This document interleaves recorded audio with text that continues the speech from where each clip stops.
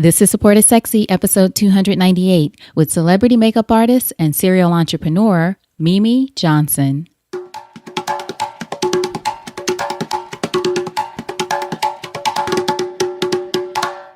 Welcome to Support is Sexy. I'm your host, Elayne Fluker, entrepreneur, author, and founder of Chic Rebellion Media.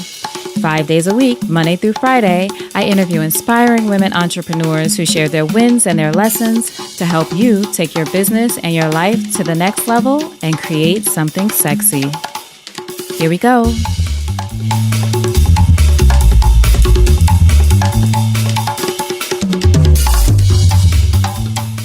Hi everyone, welcome to a new episode of Support is Sexy. I'm excited to have you here. It just would not be the same without you.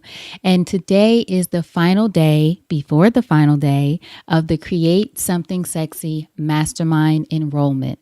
If you are looking for a high-level mastermind of women entrepreneurs around the world who are helping each other to create sexy businesses and lives, and truly, these women are creating fantastic world-shifting businesses, which doesn't mean that they're quote-unquote big companies and doesn't mean that they're further along down the line so you can't do it if you're in the early stages. This is for women who are ready to create something. So if you're interested and you want to find out more and you're ready to make that shift, go to createsomething.sexy.com to find out more. The final day for enrollment for this go-round is Friday, September 1st. Now, I'm excited for us to jump into this new episode today with celebrity makeup artist and serial entrepreneur. I want to make sure to mention that because she's a celebrity makeup artist, but she is very focused on building her legacy, Mimi Johnson. And Mimi is known as Mimi J here in Atlanta, and she's worked with celebrities like Simmons, Issa, cast of Real Housewives of Atlanta, but she also has other businesses that she is establishing based on beauty inside and out, I would say. One company is the Glamatory, which is a full-service makeup boutique. And she also has her new website, grindpretty.com. And as I said, Mimi is focused on building a legacy. And that is what she talks about in this episode, in addition to how she started in her journey as a makeup artist. So I know we have a lot of wonderful makeup artists and artists in general who are listening. And Mimi talks about going from a full-time job in IT to making that shift, and how for all of us that's not always easy, but especially if you're going from something so corporate to something so creative.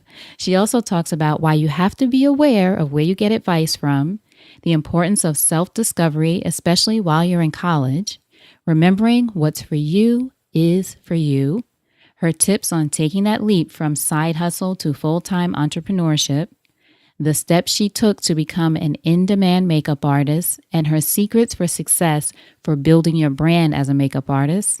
Also, what people misunderstand or underestimate about the business. Why it's important to establish other businesses beyond makeup. And the value, as we said, of legacy and generational wealth. So tons of great information, tons of great tips in here. I'm excited to share it with you. But before I do, again, we have another great episode where you have to listen all the way to the end because Mimi kindly extends a great offer just to Support is Sexy listeners. So make sure you listen out for that at the end. It's been a really good run for us getting all of these women who are being so generous. We love it all. We'll take it. All right. So now without further ado, Mimi Johnson. So Mimi, thank you so much for joining us for an episode of Support is Sexy. I'm excited to chat with you.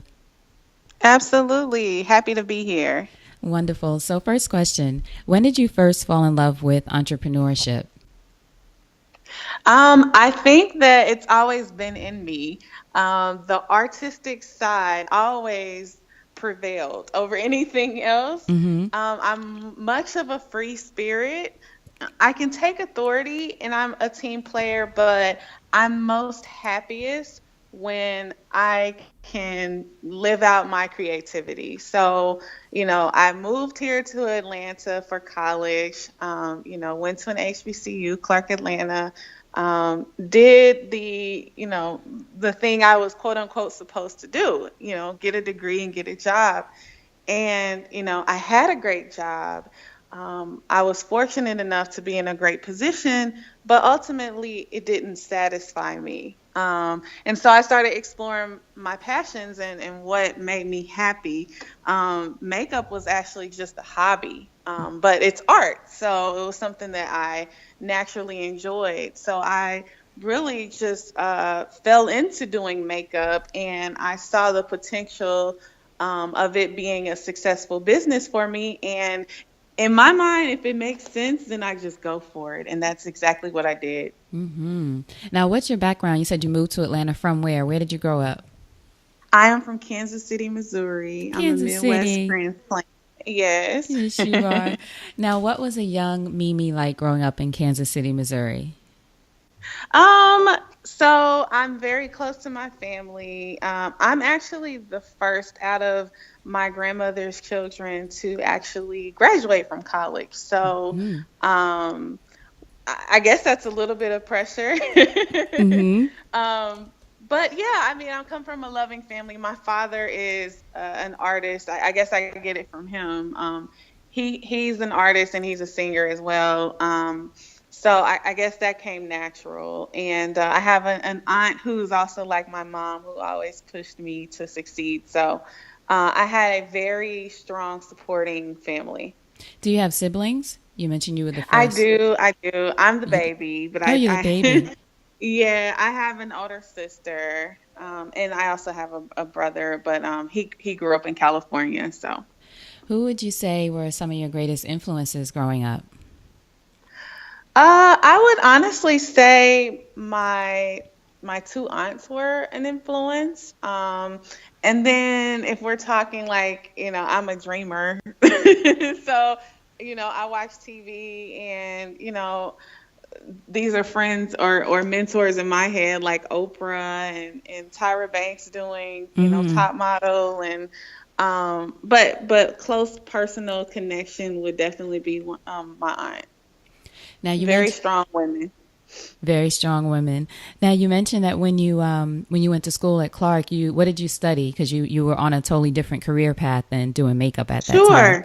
Sure. So I honestly thought I was going to be a fashion designer. In high school, I wanted to go to FIT in New York, and I had a portfolio, and my parents were like, "Nah, you don't have family in in New York. They were like, "That's not happening." Let's Yeah, let's try Atlanta because I had a cousin here, and so when I initially got to Clarke, I was a fashion major, and pretty immediately I changed my major to business, listening to others' advice of you can do fashion any day.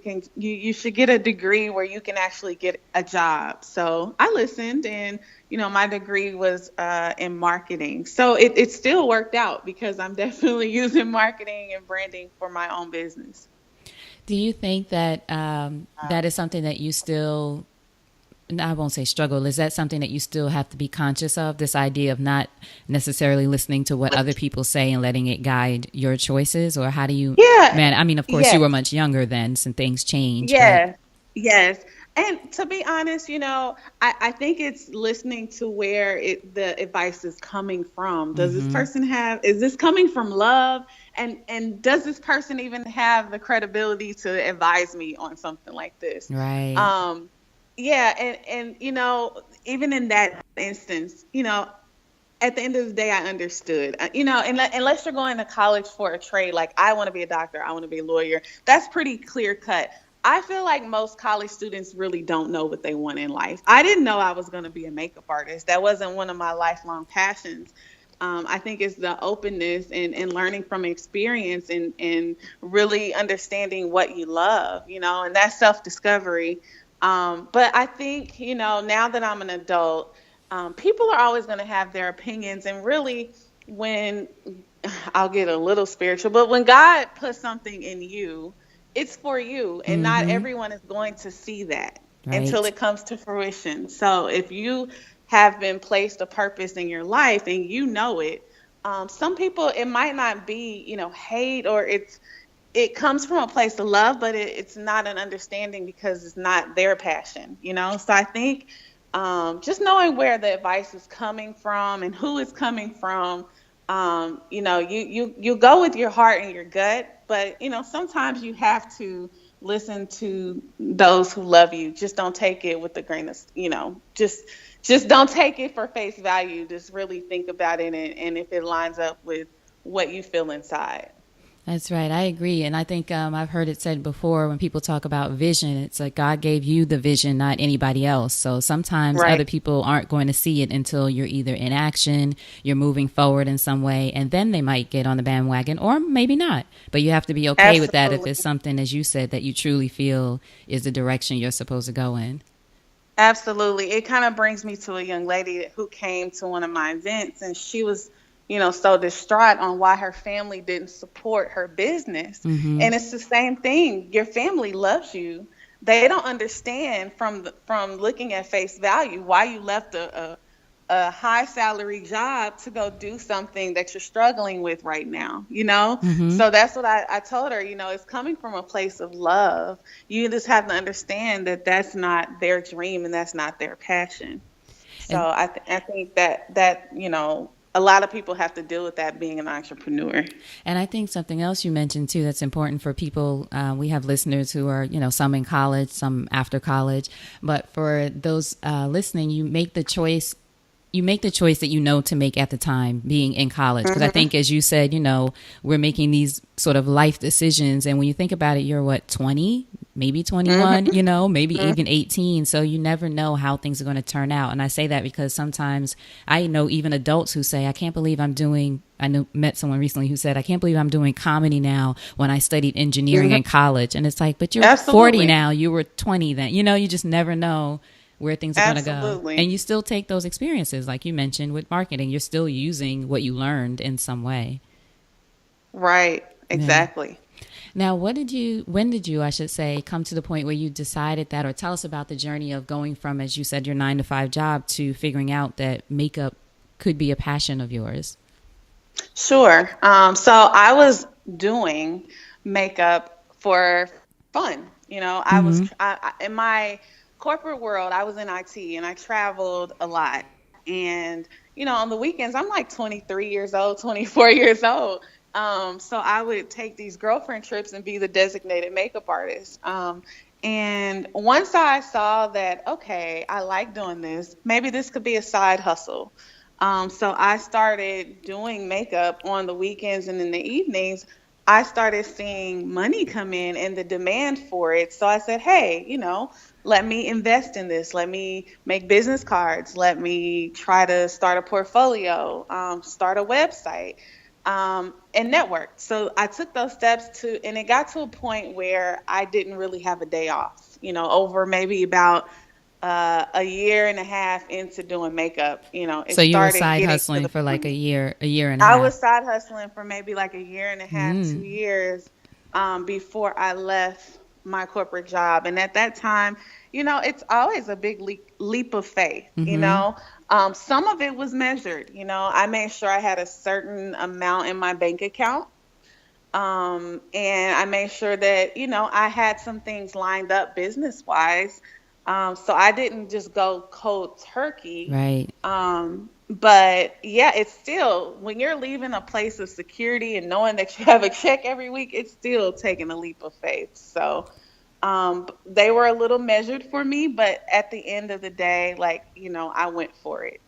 Now, when you say you had a certain amount in your bank account, did you look at it as, I want to have a certain number of months that I know I can give this a try? Absolutely. Okay. Absolutely. I would suggest any entrepreneur have 3 to 6 months saved up. It just takes the pressure, because what happens is you start taking jobs that you wouldn't necessarily do, and you're doing it for money. Right. And that's going to negate your brand.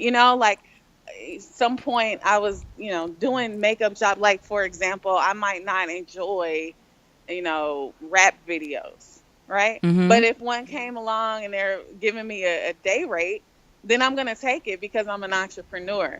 But had I saved enough money up, I wouldn't have to do something that I don't want to do. So that gives you the leisure to take the things and focus on the things that you really want to do as an entrepreneur when you have a little bit of cushion. Now, when you said you started doing makeup on the weekend, that's amazing that you did that for a year and a half. That's important for people to hear. You know, you never know how long it's going to take, or even in your case, you're just giving yourself time to build up that cushion and put other things in place.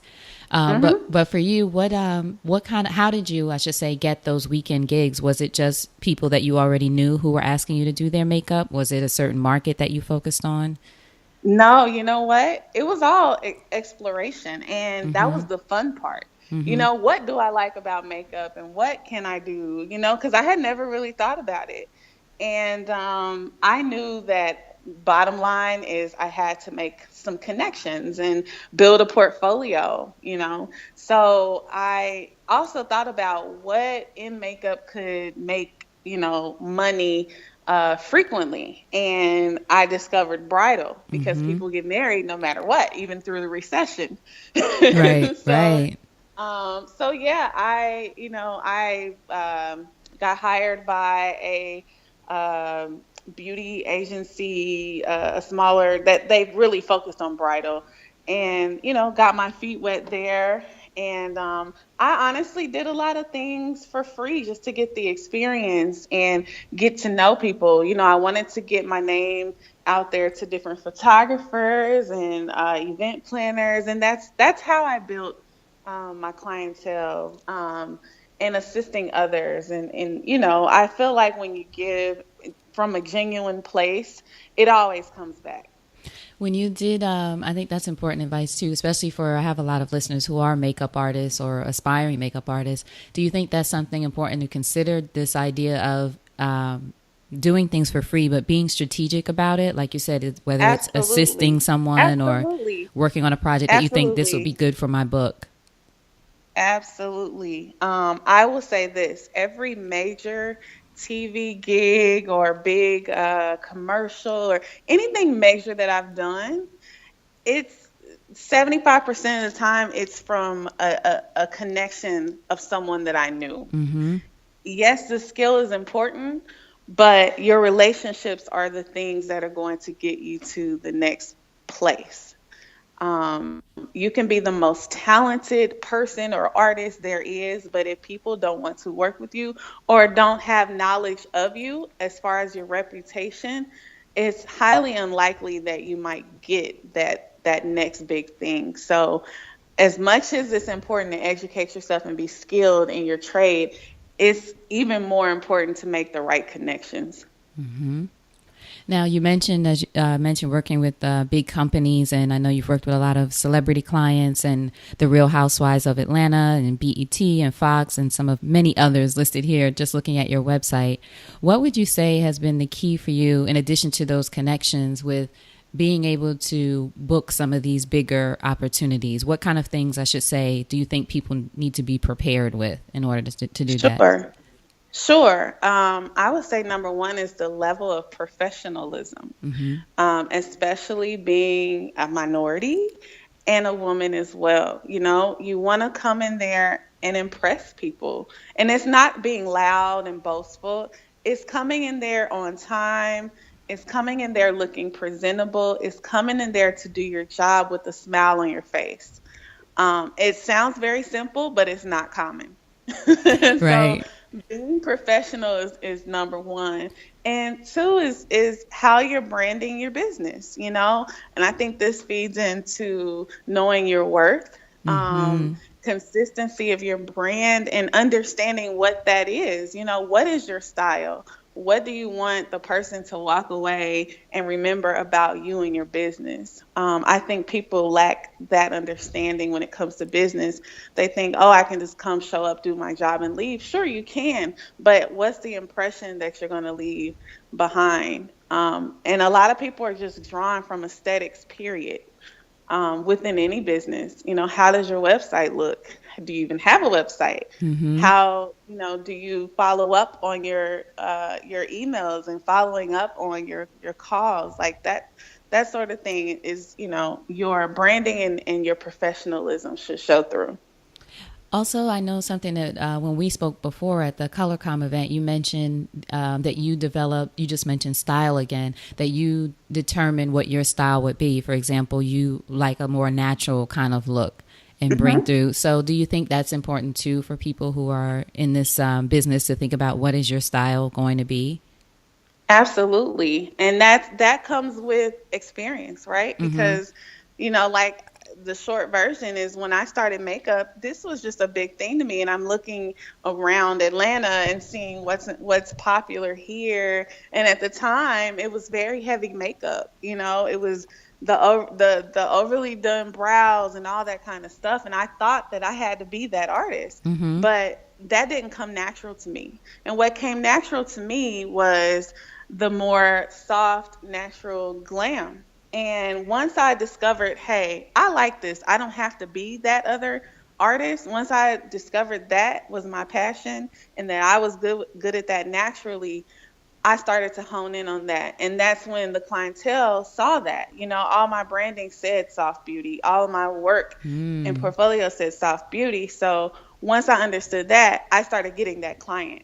And that client started gravitating to me more and more over time. So I definitely I definitely think that you should understand your style, because that should show through consistently through your branding, and that's how you attract a certain caliber of clientele. Mm-hmm. Now, how long have you been doing makeup now? It's been 9 years. 9 years. Crazy. Wow. Crazy, right? What do you think, what do you think people misunderstand most about what you do? Um, I think they devalue the time, the skill, and the money that goes into it. Mm. When people, look at a price, they think, oh, it's just makeup. It's gonna wipe off. Sure. However, you're not getting from me Maybelline, and then there's no knock to Maybelline, Uh-huh. but you're not getting the CVS brands. You're getting what you can get at a high end store put on your face. So if we're even discounting how much money I spent on my products that I use alone, that's hundreds and hundreds of dollars, if not thousands. So I'm putting this $40 foundation on your face, this $30 concealer on your face, this $20 pencil on your face. That stuff adds up. So I don't think that people understand that, as well as the time. Whether it takes me 30 minutes or an hour to do your makeup, that's still time as well. So time and money into that is why we charge what we charge. So I think when people understand that, they'll get a sense that it's really not just a hobby. Mm-hmm. And what do you think people who want to be makeup artists, especially if they see you working with these big networks or celebrities, what do you think, or what have you found that most people in that case misunderstand, or what do they need to know about that business? That the success is not going to come overnight. Mm-hmm. And I think, it goes back to understanding what you want out of this career. Do you want to be in TV and film? And you're going to have to work hard in any aspect that you're trying to be in. So, for example, if you're trying to do movies, well, hey, you have to make the right connections within the film industry. And you have to put yourself out there to be an assistant sometimes. You can't just jump in and be the top person. You have to work your way up. Mm-hmm. So I think just understanding that the money's not going to come immediately, and understanding that you have to give in order to receive a lot of times, and being open and willing to learn is definitely key. What's one piece of advice that you wish you would have had before you started out?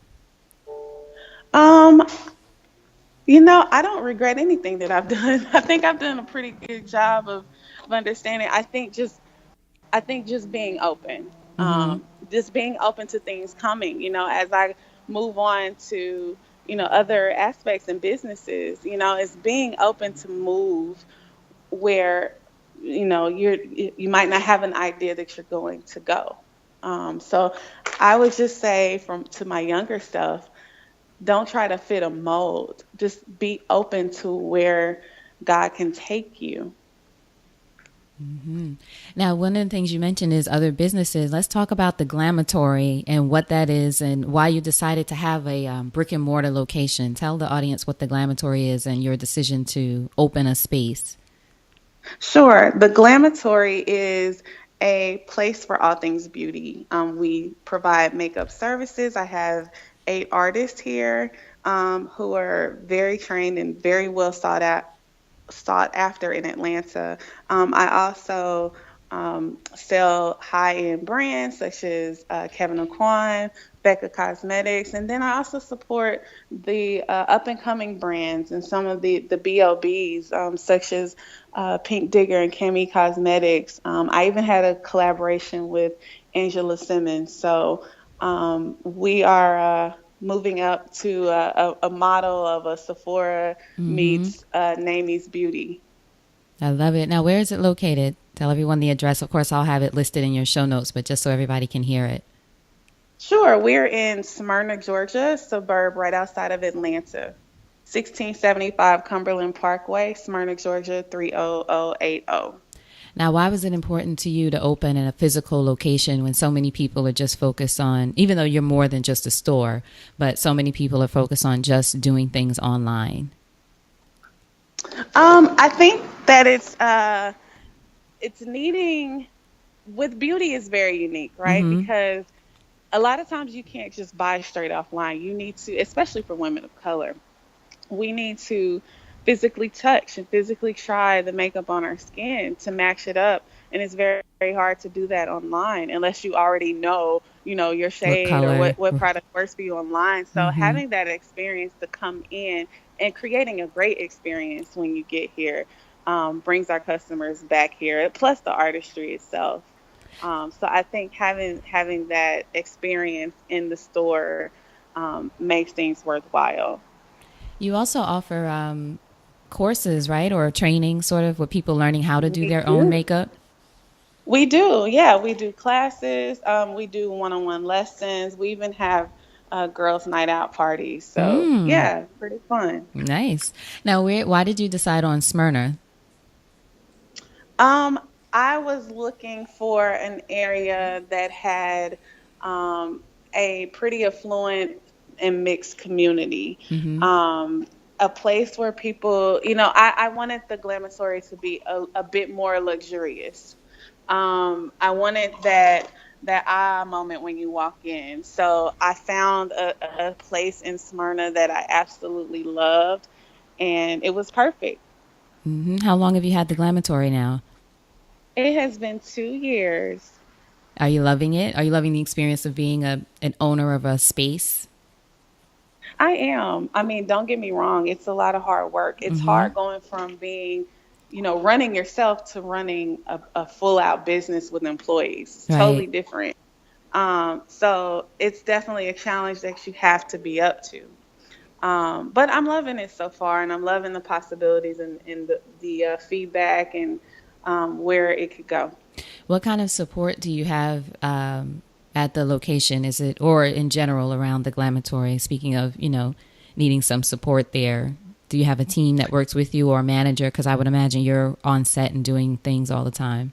Yeah, so honestly, I'm in the phase. I have been all hats, Uh and huh. that's something most entrepreneurs have to do until they're Absolutely, able to especially in the get. early days. So absolutely. So I'm actually in the stage of pitching for investors. I've done this for 2 years and we're growing. So I'm at that stage of pitching to investors to expand the Glamatory.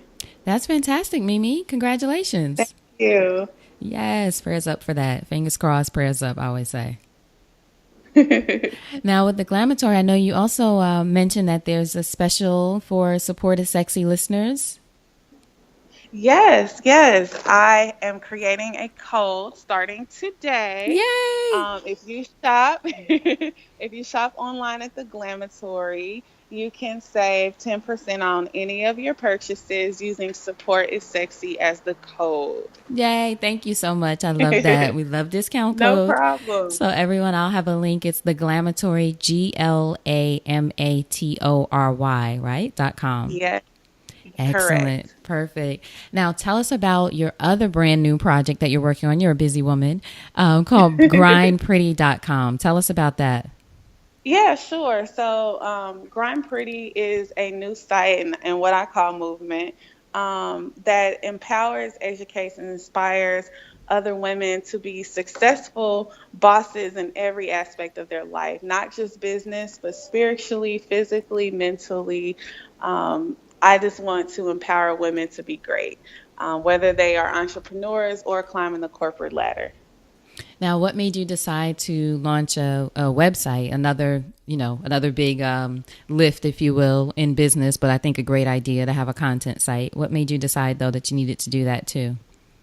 Sure. I think it's twofold. One is I have just a desire to help other women, especially. It's a soft place in my heart. Even when I teach, I've always taught beyond the skill of makeup. I teach to equip women to be successful, understanding branding and understanding networking and so forth.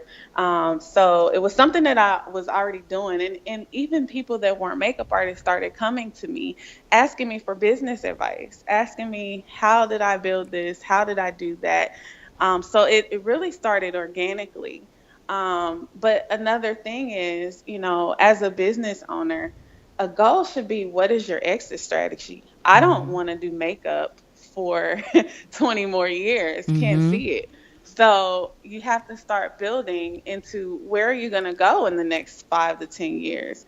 I wanted to position myself as not just an artist, but a full entrepreneur, a successful entrepreneur. And most entrepreneurs have their hands in multiple baskets. So I wanted to create an opportunity to where I'm not only an expert in beauty, but I'm moving into the business side of things. It's so perfect. First of all, it's brilliant to think that way. But I was just going to ask you next. The last time we chatted at ColorCom, the event at Bloomingdale's in Atlanta, you mentioned the importance of establishing a legacy and not wanting to do makeup forever, as you just mentioned. Absolutely. Now. So I was going to ask you, in what ways, I guess, or why is legacy important to you, as well as you said, making sure that you're a woman entrepreneur who has her hands in many areas? Absolutely. I think especially within the Black community, I feel like we don't talk enough about creating generational wealth. We don't talk about, yes, we do things that can get us by for now or can make us a little cash for now. Even if you're, quote unquote, making a 6-figure salary, how can that go to your kids? What can we do to have your grandkids taken care of? That's the kind of wealth that I want to build. I want to build a legacy for my family, and I think as a community, we need to start thinking like that and branding together and supporting each other. Now, do you have a mentor or someone who sort of guides you in decisions you make for your business? Because it seems, of course, you're a brilliant woman, but you seem to be very clear in doing things like that, creating businesses that could span the test of time. Absolutely. My mentor actually told me that I should have an advisory board for myself. Right. When you think about a business and you're pitching an investment, you have to have an advisory board for your business. And that makes total sense. You should have one for yourself, So I do have mentors. I have a whole team, whether it's just, business and mommy advice. I have a person that's very close to me. And if it's financial or accounting, I have another person for that. I have a mentor in makeup, Ashanta, who does Taraji's makeup, So I have someone to go to in pretty much every aspect. And it's not just one person. Right. Have multiple people who can give you influence and expertise in their specific area. Absolutely. Let's take a quick break to thank our sponsors. So, as an entrepreneur and especially as a solopreneur, you want to make the best use of your time. And I know for me, with booking guests and having appointments and consultations for Support is Sexy and the podcast, I don't have time to be going back and forth with everybody about scheduling. And that is why I honestly love and use Acuity Scheduling. I've been using it for about a year now, and it has saved me so much time when it comes to booking appointments and guests for the Support is Sexy podcast. In fact, I would not be able to do it without Acuity Scheduling. I love it and I use it. And I was so happy when I reached out to them and they were excited about supporting the Support is Sexy podcast. And I spoke to Kristen Barber, customer happiness specialist, who tells us about Acuity and a special offer that they have just for Support is Sexy listeners.